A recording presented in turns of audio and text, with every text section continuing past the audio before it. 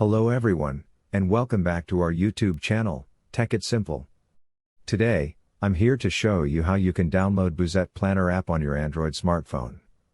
Budget Planner app is simply an application that can help you keep track of your expenses in your day-to-day life.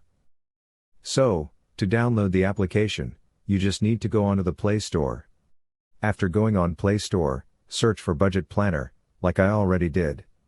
And with the app we are looking for, it's called Wallet Budget Planner Tracker. Go onto that application, and you can see there's an install button on your screen. Depending upon the speed of your Wi-Fi connection, the application would be installed on your Android smartphone. As you can see, the application has been installed on my smartphone.